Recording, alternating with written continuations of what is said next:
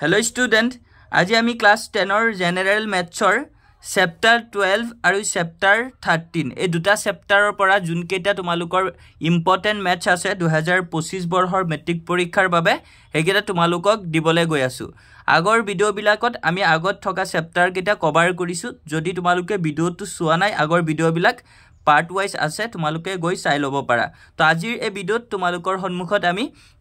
chapter 12 আৰু chapter 13 ৰ যোনখিনি ইম্পৰ্টেন্ট আছে হেখিনি তোমালোকক দিবলৈ গৈ আছো আৰু ছাত্ৰ-ছাত্ৰী সকল তাৰ আগতে তোমালোকে যদি আমাৰ এই চেনেলত আজি নতুন আহিছা চেনেলটো সাবস্ক্ৰাইব কৰিবলৈ পাহৰি নাযাবা তো ছাত্ৰ-ছাত্ৰী সকল আজিৰ প্ৰথম চেপ্টাৰটো হৈছে বৃত্ত সম্বন্ধীয় কালি যাক ইংলিছত এৰিয়াস ৰিলেটেড টু সাৰ্কলছ বুলি কোৱা হয় তো এই চেপ্টাৰটোৰ পৰা তোমালোকৰ কেইটামান ইম্পৰ্টেন্ট আছে হেগিটা তোমালোকৰ প্ৰথমতে ইম্পৰ্টেন্ট আছে অনুশীলনী 12.1 তোমালোকৰ যোনটো কোৱেশ্চন নম্বৰ 1 দুটা বৃত্তৰ ব্যাসাৰ্ধ যথাক্ৰমে 19 সেন্টিমিটাৰ আৰু 9 সেন্টিমিটাৰ এটা বৃত্তৰ ব্যাসাৰ্ধ নিৰ্ণয় কৰা যাৰ পৰিধি বৃত্ত দুটাৰ পৰিধিৰ সমষ্টিৰ সমান তো এই প্ৰশ্নটো তোমালোকৰ বাবে বহুত ইম্পৰ্টেন্ট হয় এটো তোমালোকে প্ৰেক্টিস কৰিবা আৰু question number 2 and question number 5 ইয়াৰ পৰা অনুশীলনী 12.1 ৰ পৰা তোমালোকৰ তিনটা প্ৰশ্ন বহুত ইম্পৰ্টেন্ট হয় এটা হৈছে এমসিকিউ প্ৰশ্ন আৰু দুটা হৈছে তেনেকে লং প্ৰশ্ন তো question number 1 question number 2 and question number 5 question number 5 টো তোমালোকৰ এমসিকিউ হয় গতিকে তোমালোকে এগিটা ভালকে অলপ প্ৰেক্টিস কৰিবা তাৰ পিছত নেক্সট তোমালোকৰ ইম্পৰ্টেন্ট প্ৰশ্ন হৈছে অনুশীলনী 12.2 ৰ পৰা অনুশীলনী 12.2 তোমালোকৰ ইম্পৰ্টেন্ট আছে question number 1 question number 2 question number 4 and question number 6 ইয়াতে তোমালোকৰ question number 4 টো কিন্তু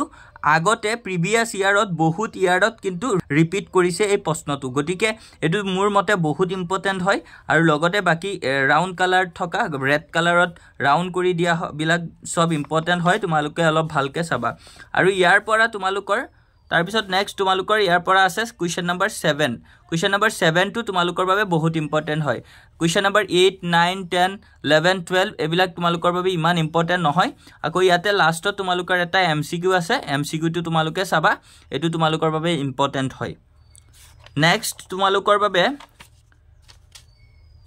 বৃত্ত সম্বন্ধীয় কালিৰ ইম্পৰ্টেন্ট হৈছে উদাহৰণ 5 এক্সাম্পল 5 টো তোমালোকে একদম মাষ্ট বি ভালকে প্ৰেক্টিস কৰিবা এটো তোমালোকৰ আহিবই গ্যাৰান্টি হয় এটো তোমালোকৰ প্ৰত্যেক বছৰতে প্ৰায়ে দি থাকে গটিকে এবাৰ তোমালোকক দিব এটো আৰু ছাত্ৰ-ছাত্ৰী সকল তোমালোকে কিন্তু কিতাপত যেটো ভ্যালু আছে হেতু ভ্যালু মতে কিন্তু তোমালোকে প্ৰশ্ন পৰীক্ষাত নিদিবও পাৰে কিয়নো সেম নিয়মত দিব পাৰে কিন্তু ভ্যালু তোমাক ইয়াতে জানিবা 14 সেন্টিমিটাৰ দিছে বাহু তাতে তোমালোকৰ 16 দি দিব পাৰে বা 18 দি দিব পাৰে গতিকে তোমালোকে কিন্তু কনসেপ্ট বিলাক ক্লিয়াৰ কৰি পিছত হে প্ৰেক্টিস কৰিবা আৰু ম্যাথছ টো বুজি পোৱা সাবজেক্ট হয় এটো মুখস্থ কৰা কোনো কাৰণেই নাই গতিকে তোমালোকে অলপ ভালকে বুজি পেলাই প্ৰেক্টিস বিলাক কৰিবা আৰু ছাত্ৰ-ছাত্ৰী সকল তাৰ পিছত নেক্সট তোমালোকৰ ইম্পৰ্টেন্ট হৈছে এক্সাম্পল 6 উদাহৰণ 6 টো তোমালোকৰ বাবে ইম্পৰ্টেন্ট হয় আৰু এতিয়া তোমালোকৰ অনুশীলনী 12.3 ৰ পৰা তোমালোকৰ তিনটা ম্যাথছ বহুত ইম্পৰ্টেন্ট হয় question number 1 question number 2 and question number 3 এই তিনটা তোমালোকৰ বাবে বহুত ইম্পৰ্টেন্ট হয় আকৌ এপিনে তোমালোকৰ 256 পেজত তোমালোকৰ কোৱেশ্চন নম্বৰ 5 টো ইম্পৰ্টেন্ট আছে আৰু কোৱেশ্চন নম্বৰ 7 টো ইম্পৰ্টেন্ট আছে আকৌ তোমালোকৰ ইয়াতে কোৱেশ্চন নম্বৰ 9 টো ইম্পৰ্টেন্ট আছে এন্ড কোৱেশ্চন নম্বৰ 12 257 পেজত question number 9 question number 10 and question number 12 এগিটা তোমালোকৰ বাবে ইম্পৰ্টেন্ট আছে এগিটা তোমালোকে যদি ভালদৰে প্ৰেক্টিস কৰা ইয়াৰ পৰা কিন্তু এটা লং তেনেকে 4 মাৰ্কছৰ কোৱেশ্চন পাই যাব পাৰা আকৌ এপিনে তোমালোকৰ কোৱেশ্চন নম্বৰ 13 টো ইম্পৰ্টেন্ট আছে কোৱেশ্চন নম্বৰ 14 এন্ড 15 এই তিনটাও কিন্তু তোমালোকৰ বাবে ইম্পৰ্টেন্ট হয় এই বৃত্ত সম্বন্ধীয় কালিৰ পৰা কিন্তু প্ৰশ্ন অলপ বেছিকে দিয়ে গটিকে ভালকে প্ৰেক্টিস কৰিবা তো তাৰ পিছত তোমালোকৰ আছে পৃষ্ঠকালি আৰু আয়তন সাৰফেস এৰিয়া এন্ড ভলিউমছ তো এটো চেপ্টাৰ 13 তো ইয়াৰ পৰাও তোমালোকৰ বহুত ইম্পৰ্টেন্ট প্ৰশ্ন আছে তোমালোকে 2025 বৰ্ষৰ মেট্ৰিক পৰীক্ষাটো এই চেপ্টাৰটোৰ পৰাও দুটা বা তিনটা মান প্ৰশ্ন পাই যাব পাৰা এমসিকিউ আৰু লং কোৱেশ্চন লৈ তো ইয়াতে তোমালোকৰ অনুশীলনী 13.1 ত তোমালোকৰ বেছিকে ইম্পৰ্টেন্ট আছে question number 1 question number 2 and question number 3 question number 3 টো আগৰ ইয়াৰবোৰত দিছিলে আৰু এটা তোমালোকৰ কোৱেশ্চন নম্বৰ 8 এন্ড 9 এই পাঁচটা তোমালোকৰ অনুশীলনী 13.1 1 পৰা ইম্পৰ্টেন্ট আছে কুৱেশ্যন নাম্বাৰ 1 2 3 and 8 9 এই পাঁচটা তোমালোকৰ ইয়াৰ পৰা ইম্পৰ্টেন্ট হয় নেক্সট তোমালোকৰ ইম্পৰ্টেন্ট আছে অনুশীলনী 13.2 পৰা তো 13.2 পৰা তোমালোকৰ কুৱেশ্যন নাম্বাৰ 1 2 ইম্পৰ্টেন্ট আছে শংকু আকৃতিৰ এটা গোটা বস্তু এটা অৰ্ধগোলকৰ ওপৰত থিয় হৈ আছে য'ত হিহত দুয়োটাৰ ব্যাসাৰ্ধ হ'ল 1 সেন্টিমিটাৰ আৰু শংকুৰ উচ্চতা ইয়াৰ ব্যাসাৰ্ধৰ সমান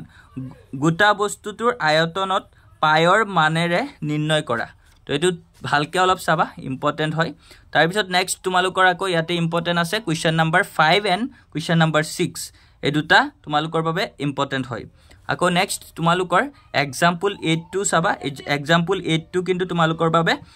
অলপ ইম্পৰ্টেন্ট হয় তো তোমালোকে ভালকে প্ৰেক্টিস কৰিবা তাৰ পিছত নেক্সট তোমালোকৰ আছে অনুশীলনী 13.3 অনুশীলনী 13.3 তোমালোকৰ বাবে ইম্পৰ্টেন্ট আছে কুৱেশ্যন নাম্বাৰ 1 2 3 5 7 and 8 এইটা যদি ৰাউন্ড দি থকা এটা যদি ভালকে প্ৰেক্টিস কৰা ইয়াৰ পৰা কিন্তু তোমালোকে এটা মাস্ট বি তোমালোকে পাবাই কুৱেশ্যন সো এটো তোমালোকে ভালকে অলপ প্ৰেক্টিস কৰিবা আৰু কুৱেশ্যন নাম্বাৰ 7 টো আগৰ ইয়াৰবোৰত পুৰা দি আছিল গতিকে তোমালোকে ভালকে প্ৰেক্টিস কৰিবা আৰু ছাত্ৰ-ছাত্ৰীসকল তাৰ পিছত তোমালোকৰ আহিছে 13.4 তো 13.4 ত তোমালোকৰ কুৱেশ্যন নাম্বাৰ 1 কুৱেশ্যন নাম্বাৰ 2 আৰু তাৰ পিছত নেক্সট তোমালোকৰ কুৱেশ্যন নাম্বাৰ 4 তো এই তিনটা তোমালোকৰ বাবে ইম্পৰ্টেন্ট হয় 13.4 ত এই তিনটা যদি তোমালোকে ভালকে প্ৰেক্টিস কৰা ইয়াৰ পৰাও কিন্তু তোমালোকে এটা প্ৰশ্ন পাই যাব পাৰা আৰু তাৰ পিছত নেক্সট তোমালোকৰ অনুশীলনী 13.5 টো তোমালোকৰ চাব নালাগে ইয়াৰ পৰা কোনো প্ৰশ্ন তোমালোকৰ পৰীক্ষাত নাহে তো ছাত্ৰ-ছাত্ৰীসকল আজি আমি যোনখিনি তোমালোকক দেখুৱাই দিছো ৰেড কালাৰে যোনখিনি মানে ৰাউন্ড কৰা আছে হেখিনি যদি তোমালোকে অলপ ভালকে প্ৰেক্টিস কৰা তোমালোকে কিন্তু ভাল এটা মাৰ্কস পাই যাবা 2025 বৰ্ষৰ মেট্ৰিক পৰীক্ষাত গতিকে ছাত্ৰ-ছাত্ৰীসকল আজিৰ ভিডিওত তোমালোকৰ বাবে এই দুটা চেপ্টাৰৰে আছিল আৰু নেক্সট আমি বাকি থকা চেপ্টাৰ কেটাও তোমালোকক দিবলে ট্ৰাই কৰিম আৰু মেথছৰ পিছত আমি তোমালোকক কোনটো সাবজেক্টৰ এনেদৰে ইম্পৰ্টেন্ট প্ৰশ্নবিলাক দিব লাগে তোমালোকে আমাক কমেন্টছত জনাবা আৰু তোমালোকৰ কমেন্টছ অনুযায়ী আমি তোমালোকৰ বাবে তেনেদৰে ভিডিওবিলাক লৈ আহিম গতিকে ছাত্ৰ-ছাত্ৰীসকল আজিৰ ভিডিওটো এখিনিলৈকে ভিডিওটো যদি ভাল লাগে ভিডিওটোত এটা লাইক কৰি দিবা লগতে আমাৰ চেনেলত যদি আজি নতুন আহিছে চেনেলটো সাবস্ক্ৰাইব কৰি ৰাখিবা আৰু ভিডিওটো তোমাৰ ফ্ৰেণ্ডলৈ শ্বেয়াৰ কৰি দিবা থ্যাংক ইউ ফৰ ওয়াচিং